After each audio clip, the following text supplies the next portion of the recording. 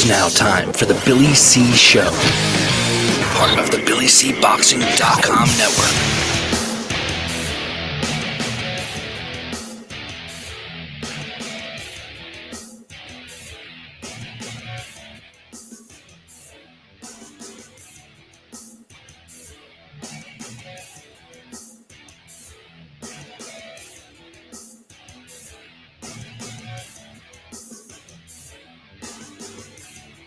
And we're coming to you live from the Billy C. Studios in Lake George, New York. I'm Bill Calogero, and it's time for the Billy C. Show. Good morning, good day, good evening, whenever you're watching, whenever you're listening. I hope you're doing okay today.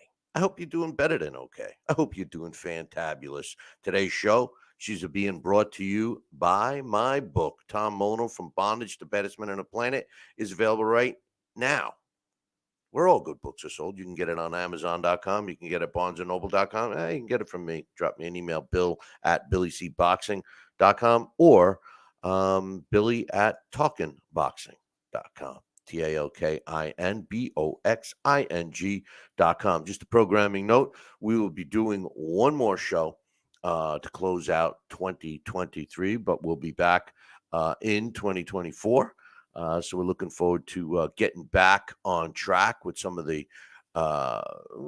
your favorite segments and stuff.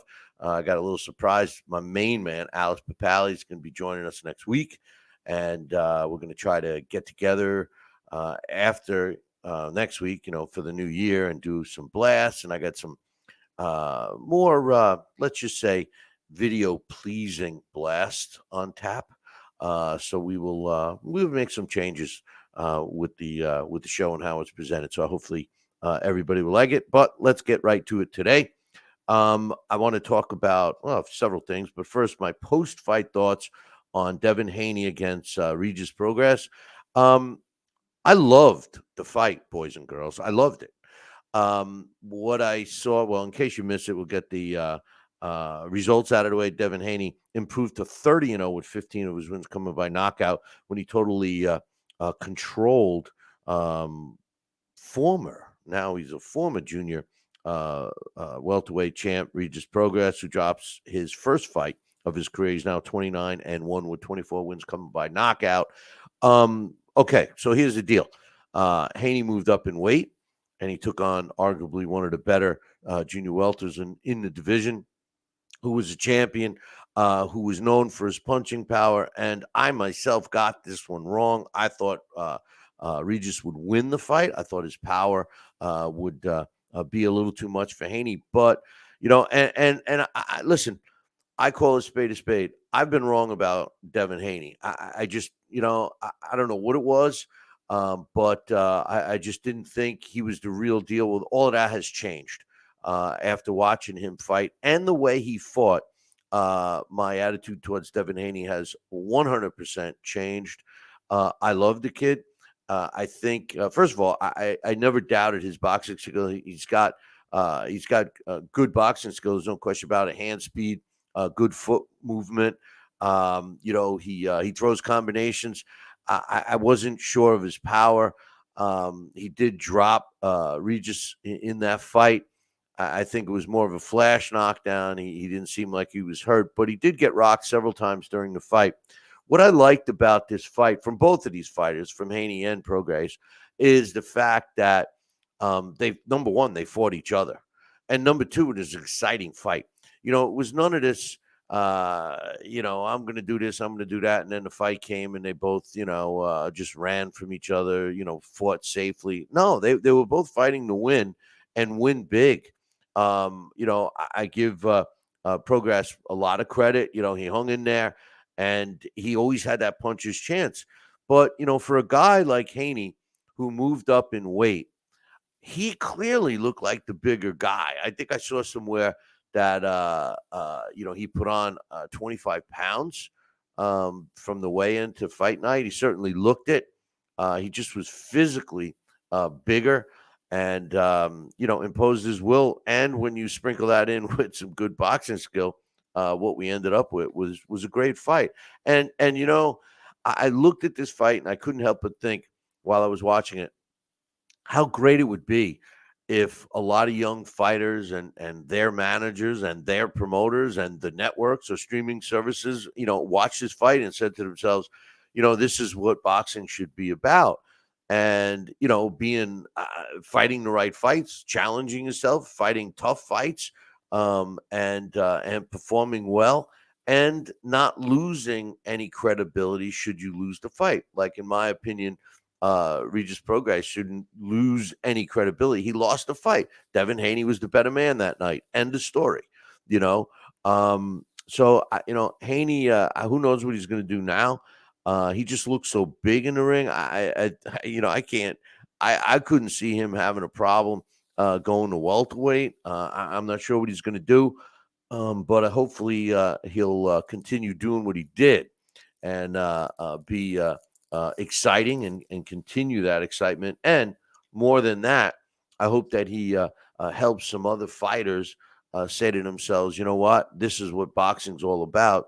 Let's challenge ourselves, their team, and fight the right fights. And of course, the promoters have to follow suit. Um, the judges scored it a one-sided fight. All three of them had it 120 to 107, which I agree with. I was trying to find a round to give to Regis, but I couldn't. Great performance by Devin Haney, and I hope we see a lot more of him. And I have a feeling that we're going to see him challenging himself like he did. I mean, let's face it. We can all play Monday morning quarterback and say, well, the fight wasn't good. It wasn't. Progress wasn't that good. No, he was, and many people, and is. I shouldn't say was. Many people think once they lose, they're done. Give a shout out to my man Bearded. He's in the chat room. If you're listening to the show or watching the show, come on into the chat room. You got any questions? Pop them up on the screen, and we could talk about it. One thing. Well, every time I see my man Bearded Oliver, I start thinking about the Jets. And all I could say to him is, and he knows because I've posted some stuff. Just getting off boxing for a minute. And the Jets, they're a cursed organization, no doubt. I've been a fan since Joe Namath won the Super Bowl. But I get sick to my stomach listening to all the so-called experts totally crucifying this kid Wilson and Zach Wilson.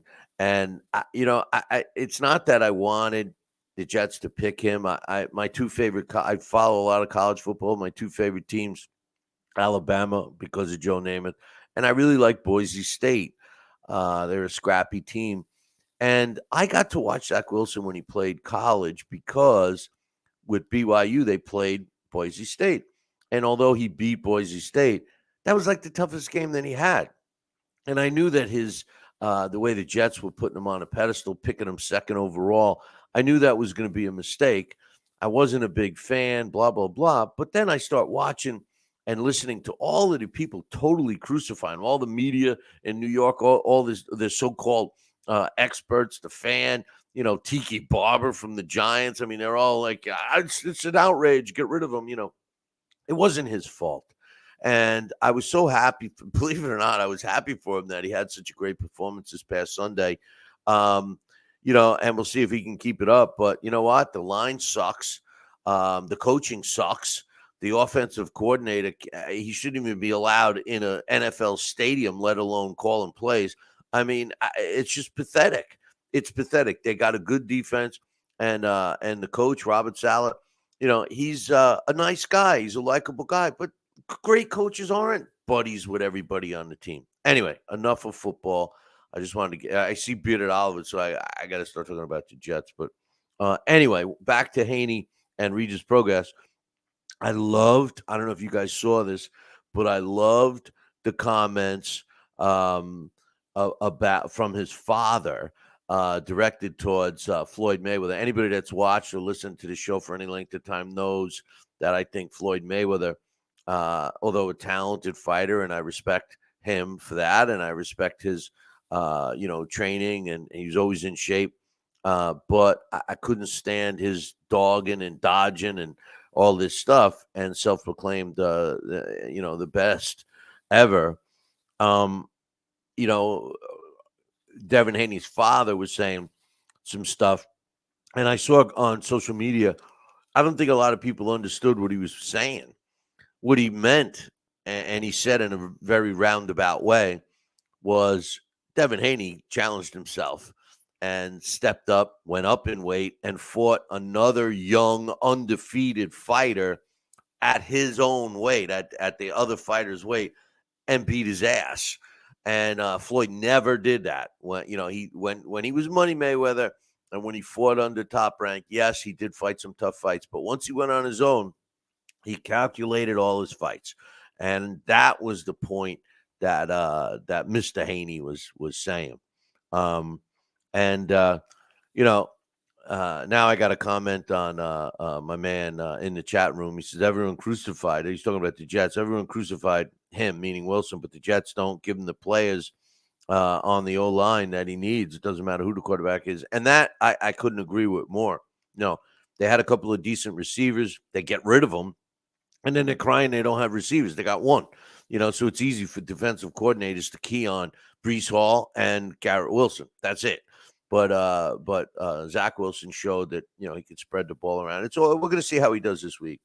There was reports that he's already gone. He's already leaves. Not him and Salah agreed that they're not going to.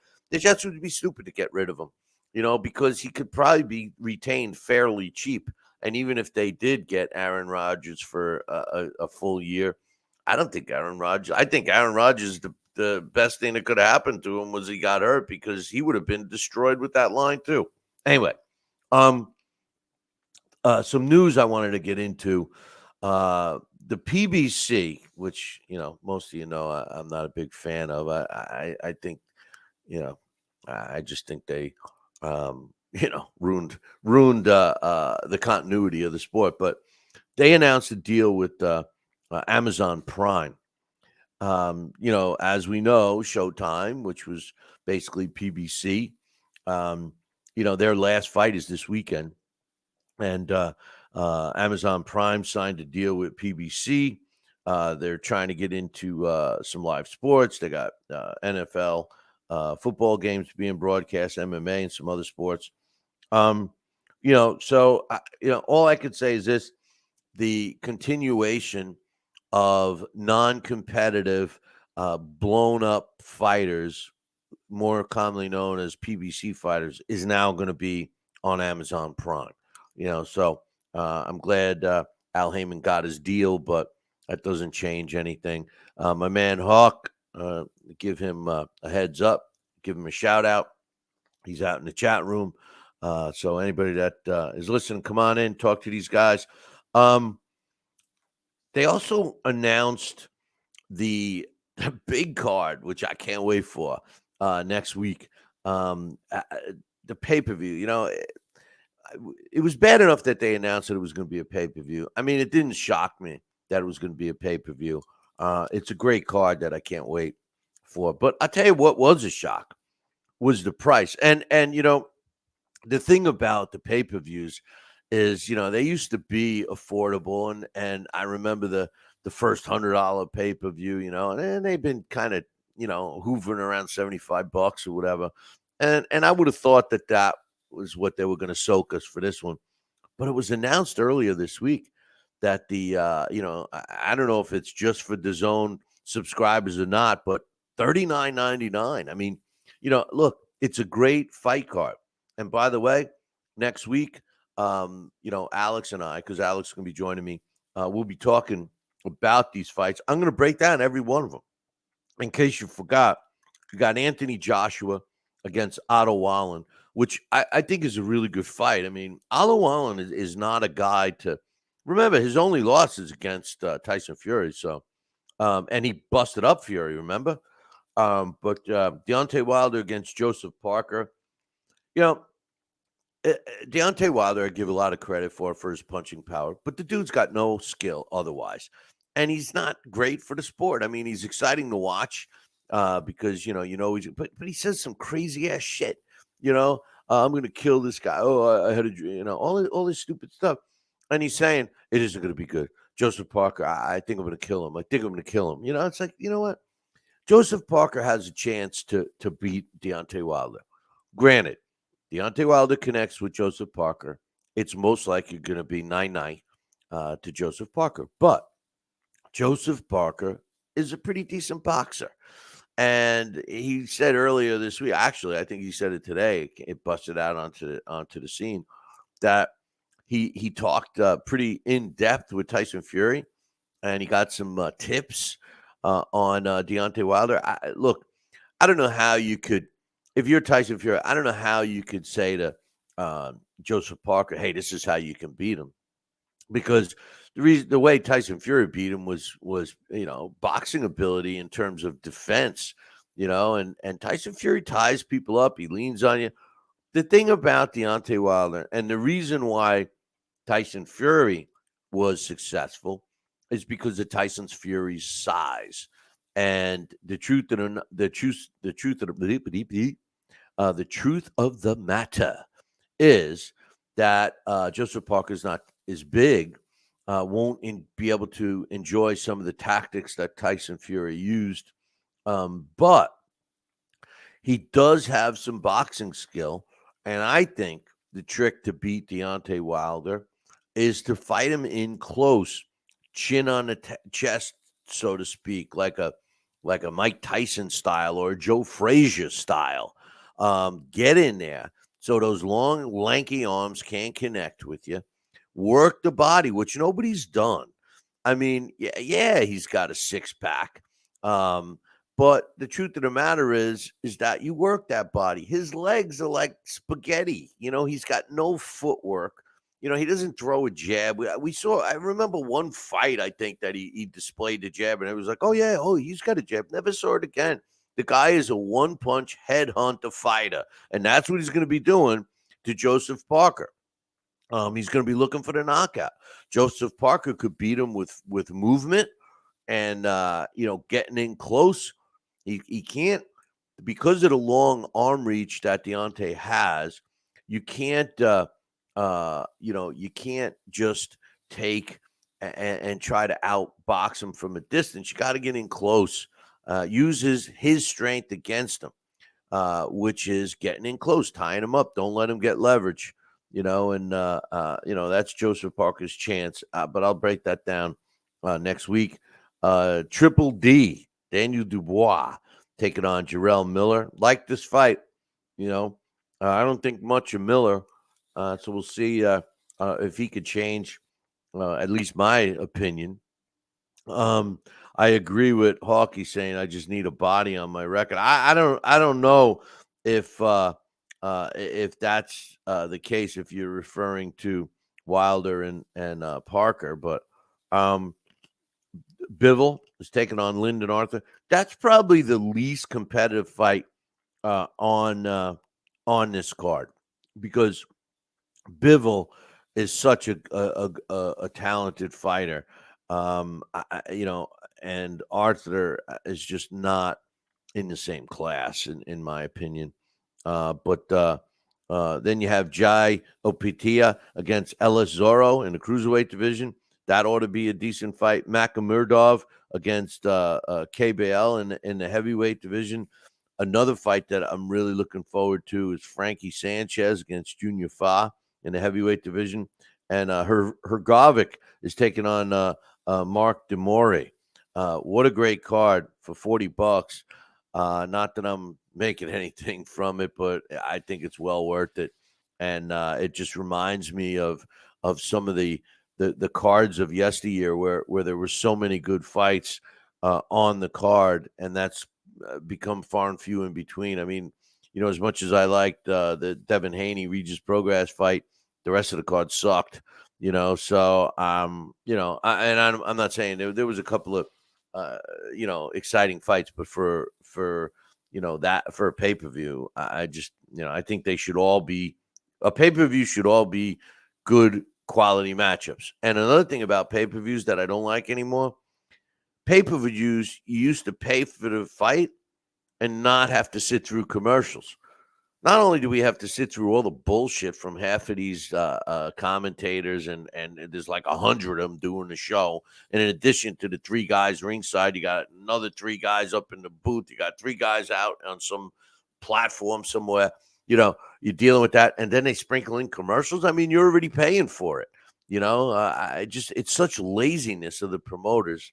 It makes me sick. But so that's happening. Um, we got a couple of fights this weekend. I will say this: the last fight on Showtime is not that great. I mean, look, Al Bernstein was the best thing about Showtime boxing, and when Steve Farhood was doing it back in the day, they kicked Farhood to the curb. He's doing just the unofficial scoring now. I guess he's going to be doing some special about Showtime. You know what? I, Ever since PBC basically was all their fights, and and that Espinoza guy. I'm sorry. I'm sorry. To me, I say good riddance, Showtime. See ya. I mean, look, HBO has been out of the boxing business for a while now. They did a good show. They did a good broadcast. I mean, you know, my friend and great guy, the late great Harold Letterman, had several times had fun with him at ringside and dinner and stuff like that. He was a great guy, funny guy, and when he did the broadcast with Lampley. I never liked Merchant too much, but Lampley, did it right, and of course Harold Letterman. Then you had those stints with George Foreman and Roy Jones, and I mean, they put on a good product. It was a good. Their product was good. The production was good. The commentary was good. The fights were good. I mean, it was good. And Showtime in the beginning when it was young up and coming fighters, especially the Showbox series, that was good stuff. And then they dumped into that PBC marriage, and they went to shit, and I say good riddance. And you would think that they would, really put on a good main event for their adios to professional boxing. No disrespect, but a WBA out of all the titles, you pick the WBA, which is, in my opinion, the least reputable sanctioning body out there. I like the IBO better than the WBA. I like the WBF better than the WBA. It's sad, but they put a WBA, a super middleweight title between David Morrell and Sina Agbeko as the main event. Yeah, so, I don't know how the viewership's gonna be, but I will tell you this, there is a fight on that card that, I am looking forward to. It's the co-main event. It's in the flyweight division, and, it is the WBC flyweight champion, Julio Cesar Martinez, who's 20-2 with 15 knockouts, defending his flyweight title against unbeaten Angelino Cordoba, who's 18-0 with 1 draw and 12 of his wins coming by knockout. I love watching Martinez. Martinez had a couple of no contest. He had another episode, if I recall correctly. A fight was stopped. He retained his title. Then he didn't retain his title. And then he had to win it back and all this stuff. Exciting fighter. Love this kid. All right. He's 20 wins, 2 losses, 15 coming by knockout, 5'2", 28 years old, non-stopping punching machine. I love this guy. He's defending against Angelina Cordova, like I said, 18-0 with 1 knockout, with 1 draw, 12 of his wins coming by knockout. Same age, 28, 2 inches taller at 5'4". The best fight he had against, in my opinion, a good opponent happened to have been one in April, which was a unanimous decision over Angel Acosta. But the rest of his record, if you look at it, it's extremely limited against fighters that were overmatched stepping in the ring with Cordoba. You at first glance, you look at this fight and you say this kid doesn't stand a chance with Martinez. However, according to the 3 of the 4 major sanctioning bodies, he's ranked. He's ranked number 14 in the IBF, number 13 in the WBC, and the WBO has him ranked at number 2. So I mean, so maybe I'm wrong, but we'll see. Of that card, that's the only fight that I'm interested in. But there is a fight this weekend. The Zone once again has a couple of fights on all this weekend, but the one that I'm looking forward to is in the flyweight division. Jesse Bam Rodriguez against Sonny Edwards. I like this card, this fight, I should say. I'm sorry, and I'll break it down what I think how this fight's going to go right now. Sonny Edwards is a guy that mostly has fought in the UK. He's ranked number 2 by the computer. He's currently the IBF world champion, flyweight world champion. He's undefeated at 20-0. Not known for a power puncher, but a lot of these lighter guys, the volume of punches and the severity of the beatings that they take, they're just so small and light that a lot of times you don't see as many knockouts. So I'm not really going by the fact that he's only got 4 knockouts of his 20 wins, which gives him a 20% knockout ratio. And I didn't even need a calculator to figure that one out. He's 27 years old. He's 5'3", which is an inch shorter than Rodriguez. He's given up now. From what I'm looking at, it's given up 7 inches in reach. Before I continue, I'll give a shout out to Stephen O. He's in the chat room. He's looking forward to the fights next week. He loves Anthony Joshua. I love the card, and I like that fight, Anthony Joshua against Otto Wallen. I think it's a good one for sure. Anyway, back to Showtime Edwards. I could say that he doesn't have much power, but like I said, in these lighter divisions, now his last 5 fights were all against good opposition. He won a 12-round unanimous decision against Andre Campos. He won a 12-round unanimous decision against Felix Alvarado. Campos was undefeated, by the way, 15-0 when they fought in June of this year. He fought in November of last year against Felice Alvarado, who was 38-2, won a 12-round decision against him. Fought Muhammad Wasim, who was 12-1 in March of last year. It was a 12-round decision. He also beat Jason Mama, who was 16-0 when he fought him in December of 21, 12-round decision. And he also fought Muridi Mathani, who he won a 12-round decision. Mathani, 39-2, an older fighter, but a quality fighter when he fought. So he's fought some big names, mostly in the UK. And he steps in with Jesse Bam Rodriguez, who's 23 years old. So he's got 4 years. He's 4 years younger than Sonny Edwards. He's ranked number 1 by the computer. So you got number 1 fighting number 2. Now I say by the computer because they have their own world titles. No other sanctioning body will give them a ranking. And Bam Rodriguez is the WBO world champion. So we got a unification fight going on. His record is 18-0, 2 undefeateds too. It's a great fight.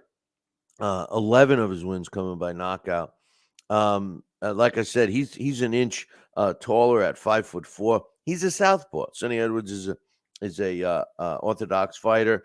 And if this data is correct, Jesse Rodriguez is going to enjoy a 7 inch reach advantage. It's his second fight this year. Last year he fought 3 times in 2022. And if you look at his last 4 fights, all against top-notch opposition. His last fight was a 12-round unanimous decision over Christian Hernandez.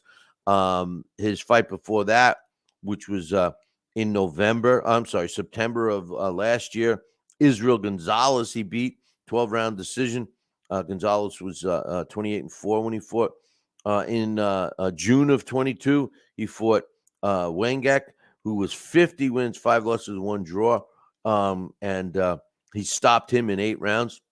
And the fight before that was in February of the same year. Carlos Cudras, he beat 39 wins, 4 losses, and a draw with a 12-round unanimous decision. So, I mean, he's fought some tough guys. I think his resume is better than Sonny Edwards. I'm a big anybody that's watched the show knows I'm a huge fan of the UK boxing scene. As a matter of fact, I wish that I could do this show from the UK. I really do. I love the fans; they know the sport. I love the atmospheres at the venues. Everybody's always having a good time. I loved let me go back to the fans. It's a diversified fan group. You see fights in the US, it's the same kind of fans. You see the same type of people. But in the UK, they're young, they're old, they're rowdy, they're into the sport and they have fun. Every fight card is a big event. And they go to the events. A lot of us here in the States, we watch it on TV, and the biggest thing I like about the UK boxing scene is the fact that the fans are smart enough to know that a fighter's career is not over if they lose. And I just love that, With that said, how do I think this fight's going to go? Well, I like Sonny Edwards. He's itching to go. He's been talking a lot, saying that he can't wait to get into this ring and fight Bam Rodriguez. He said some comments earlier in the week saying that he respects Rodriguez. He knows he's a good fighter, but he's never fought him. The confidence level is there. I just have a feeling that Jesse Rodriguez's punching power may catch up with Sonny Edwards. I don't think he's been in the ring with a power puncher like Jesse Rodriguez. And should the data that I'm looking at be correct, with a 7-inch reach advantage, I could see Jesse Rodriguez being able to fight from a safe distance and really pick his shots. And should he stun Sonny Edwards at any point during the fight, he could go in for the kill. I like both of these fighters. Okay. And the other thing you got to keep in mind that this fight is not in the UK, which is at least I don't think it is. Which is Sonny Edwards, his success has all been in the UK. So my official prediction: Jesse Rodriguez. Stephen O is disagreeing with me. He's saying Sonny can't be beat. Being such a big fan of the UK boxing scene, I hope you're right. But I just have a feeling. I'll be rooting for Sonny Edwards, but I think that Rodriguez is too strong. Amok is agreeing with me, saying he's going to stop him. I don't know about a knockout. I think if he can land some punches and bust him up a little bit, maybe he gets a TKO. But I just think the lack, what appears to be a lack of punching power from Sonny Edwards, is going to be the kryptonite, so to speak, because Jesse Rodriguez has the punching power. Now, keep in mind, these guys, these flyweights, they all throw a lot of punches, So, we could see what happens. But I'm looking forward to that fight for sure this weekend. So, like I said, we got a big show scheduled for next week, breaking down all those fights. I got my man Alex Papali joining me. I'm hoping that we could get into Next week we won't, but I hope we can get into some blasts early in 2024 and go from there. One other thing I wanted to mention: a couple weeks ago, I was talking about which countries have the best fighters, right? Well, it's kind of a trick or loaded question because the data is right here. And when you look at the world champions by country, right? The United States is way ahead of everybody. The United States has 466 world champions that have come out of the United States. But remember, the United States is a collection of people from all over the world. So it's kind of like a loaded question. Plus, all the great fighters of yesteryear, a lot of them came from the U.S. I mean, I'm looking here in my studio, my office. I got Sonny Liston over there. I got Muhammad Ali, Jack Dempsey, Boom Boom Mancini, Jimmy Ellis, Rocky Marciano, Jersey Joe over there, Sugar Ray Robinson, Jake LaMotta, uh, uh, Gene Tierney is Gene Tunney, Gene Tierney, Tunney over there. Then my man Molino, Toro Gotti, Mickey Ward. This is all right in my office here. Floyd Patterson, all Americans. So they seem to be leading the pack, right? But what's interesting to know is that a lot of those fighters are from yesteryear. When you start looking at the rest of the countries that have had world champions, the number 2 is Mexico with 164. UK is third with 109. And then Japan, they have 89. The closest one after that at number 5 is Puerto Rico with 50. Thailand with 49. South Korea with 4. That surprised me with 46. Argentina 44, Philippines 40, and Venezuela 37. You look at Mexican fighters, and the first thing that comes to mind is you got these, guys with all kinds of heart, and they wear their heart on their sleeve. I mean, I don't see that with today's modern American fighters. All right, yeah, we have more American fighters as world champions, but I just don't see the heart that some of these other countries have inside the ring. I just don't.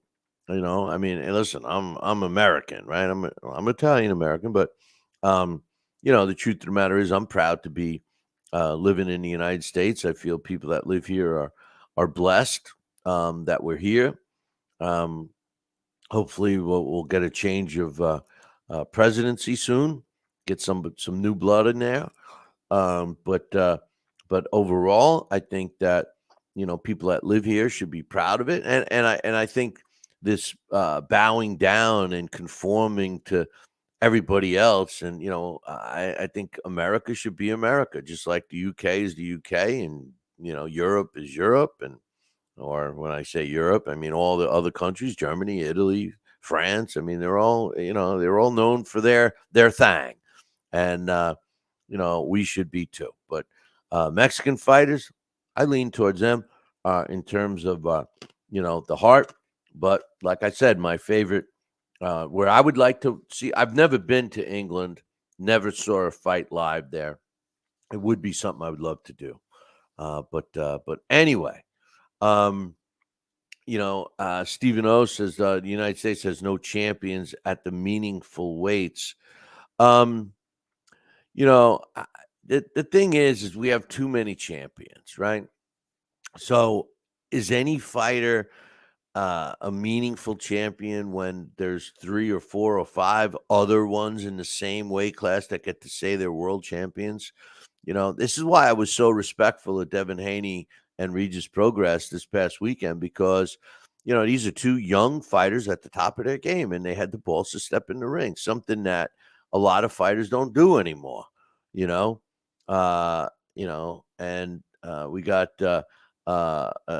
somebody. Amok is agreeing. He says most USA fighters lost their pizzazz. However, in MMA, they still stand out. I haven't. My son-in-law is always trying to get me to watch MMA. I just haven't gotten into MMA. I'm sorry. I like the UFC in terms of what they've done, and in a sense they've hurt boxing because all these greedy ass promoters want to be a league like the UFC, and that's why we don't see the crossover fights. I'm hoping, Eddie Hearn has taken a driver's seat in the sport of boxing in terms of promoters, and I hope him and Oscar De La Hoya and B Hop, with Golden Boy, I hope that they really work together, because I think we could get some good fights if Golden Boy can get their paws on some good fighters. But anyway, just one last reminder: we will be doing a show next week, and then we're off until after the new year, and then we'll be back. If you have any questions, comments, or concerns, feel free to drop me an email. I apologize. I had a bunch of emails that somehow got lost. So if you drop me an email, I'll read it on the air. You can send it to Bill at BillyCBoxing.com or Billy at TalkinBoxing.com. That's TalkinBoxing. Please make sure you subscribe. Click the subscribe button right here. And, I hope that you also subscribe to our podcast. We have Stephen O saying he's been a subscriber to the channel for a long time, but had some time off. Where's the other guy who used to ring up? The ex-boxer, great guys, both of you. Stephen O, you're referring to my co-host and very close and dear friend, Sal Rocky Senecola. I hate to inform you, but he passed away. He had gotten sick and lost his battle with the Big C. It's one of the reasons I took a break from doing the show. It just wasn't the same. I miss Sal dearly. We did a lot of stuff together. We did a lot of live broadcasts together with LDL TV, and we developed a great relationship. A couple of these guys that I became real close with. The other Billy C, Billy Costello, was another one that I lost to the Big C, and I used to love. Billy came on this show a lot too. He spoke his mind, and I used to love calling him on the phone or if he called me, he'd be like, Billy C, this is Billy C. But Sal and Billy Costello, miss both those guys. I lost another close friend in the boxing business, Ernie Shavers, passed away not too long ago, and of course I was talking about Harold Letterman before. So a lot of us are reaching that end of the rope, But Alex Papali, who did the show with me a lot, and Dax Khan, who did the show with me a lot. Dax is tied up, is not able to do the show with me during this time. But Alex can sometimes, so we're going to get him back. Well, good. Amok is telling me that he had, the Big C and barely survived. Well, I'm glad to see you're still here, and I'm glad that you at least knocked it down for the count, my man, because more people like you will help us beat it finally. Speaking of it, getting off topic, speaking of that, I've seen some breakthroughs. I know that they have in Europe. I know they're way more advanced with cancer treatment than we are here in the U.S. But I've seen some studies where they have pills now, cancer pill.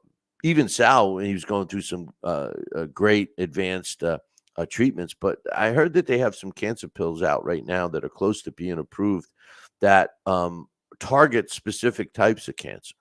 So if you have whatever kind of cancer. They can give you a pill and it, bam, it targets it.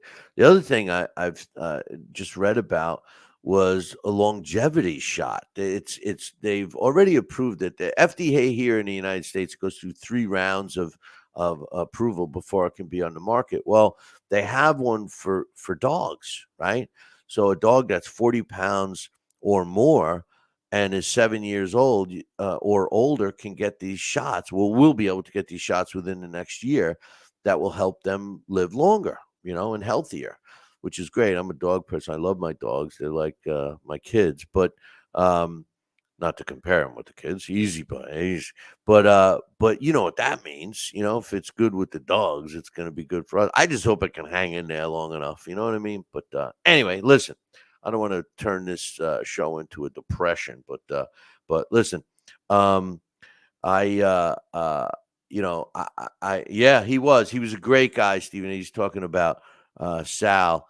He was, and the funny thing about Sal, and listen, go up on our channel. There's some Sal and I did another guy, another guy that passed away, Steve Lott, who was the third guy involved with the Bill Clayton big fights.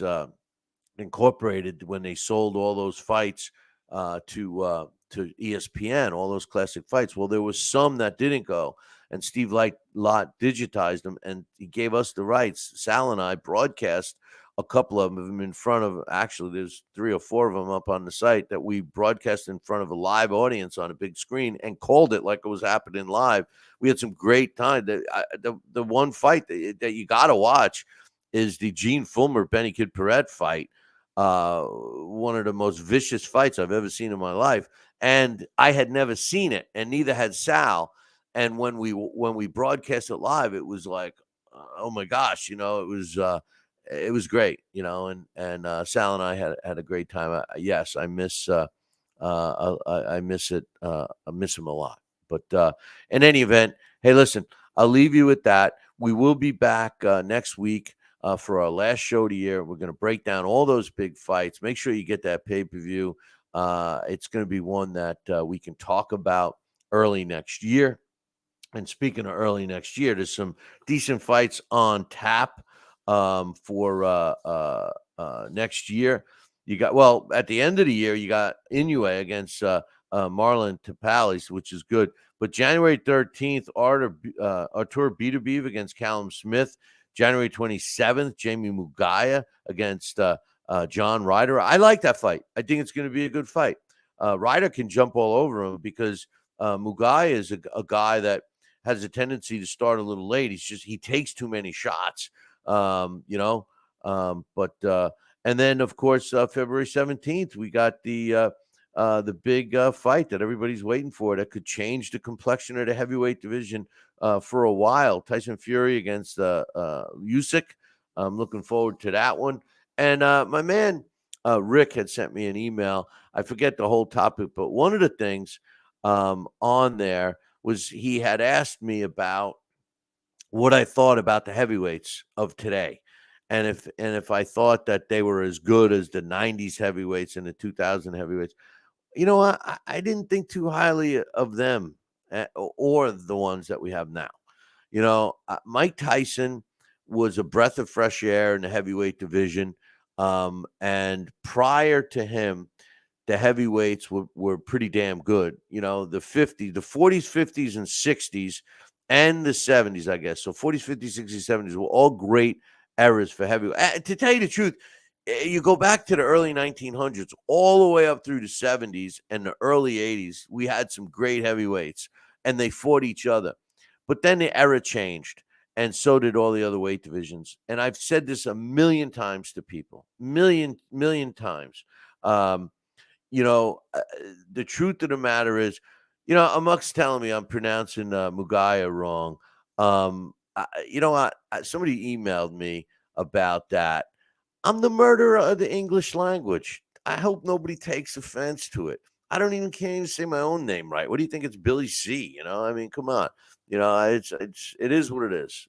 But the truth of the matter is that the heavyweight division so goes the sport. That's how the heavyweight division. The problem is that people, they don't fight anymore, and it's a shame. Everybody wants to protect the record, and nobody wants to fight each other. And I mean, the heavyweight era, the eras think about these heavyweights. The Jack Dempsey. The story behind Jack Dempsey. Sonny Liston.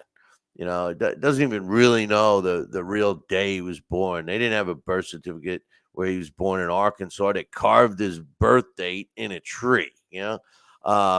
Many people say that he was several years older.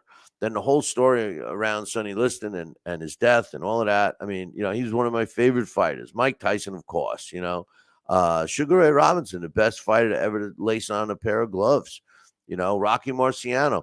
The 50s heavyweights were probably, they were underrated because there was a lot of fighters that people would say, oh, well, Rocky Marciano didn't fight anybody. He fought this one and Abe Simon and that guy. And you look at some of those fighters and, they would have had, they would have been world champions in today. It's a lot different when you have one world champion for each division. It's a hell of a lot different.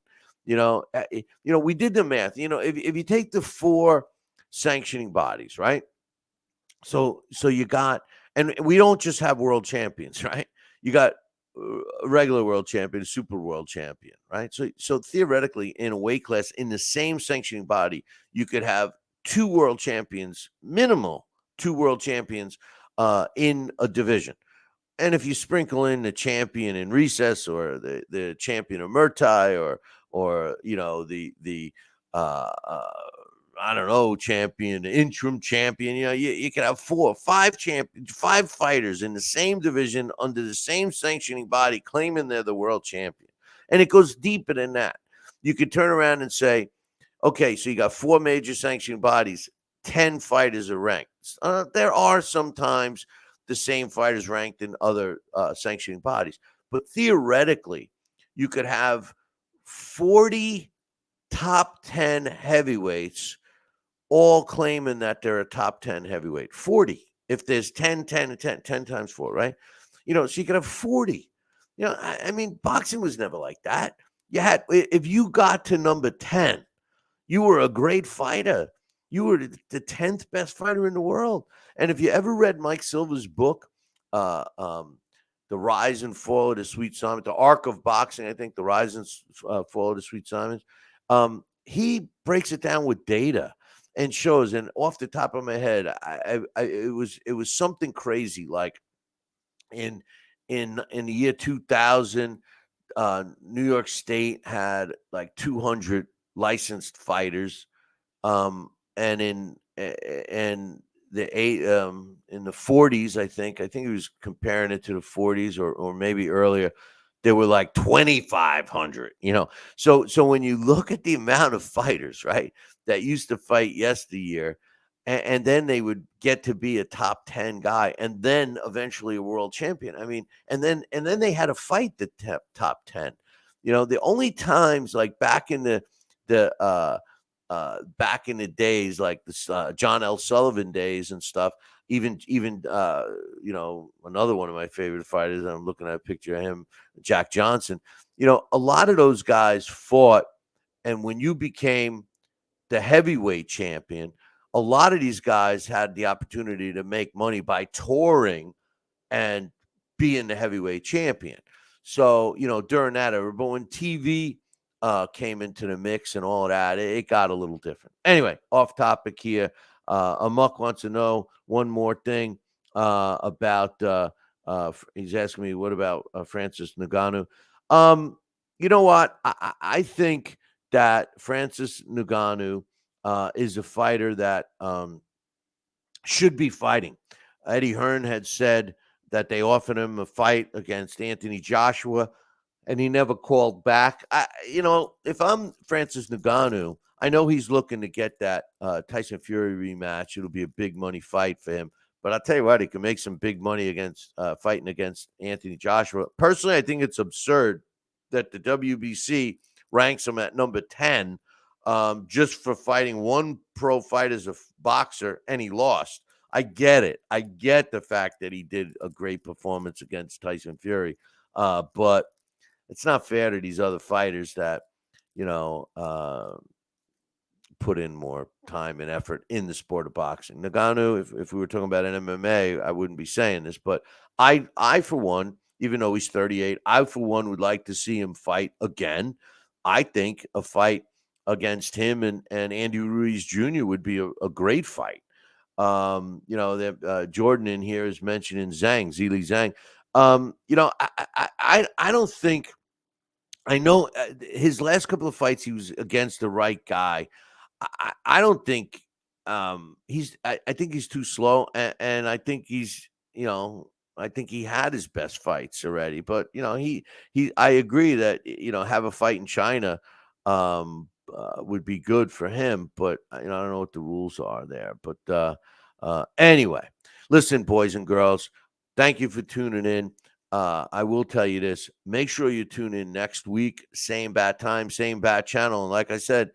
Alex Papali is going to be with us, and we'll be breaking down that great card December 23rd. What a Christmas present, $39.99. And no, I'm not getting a cut of it, but if they want to send it to me, and if you're in the UK and you're watching the show, get me over there.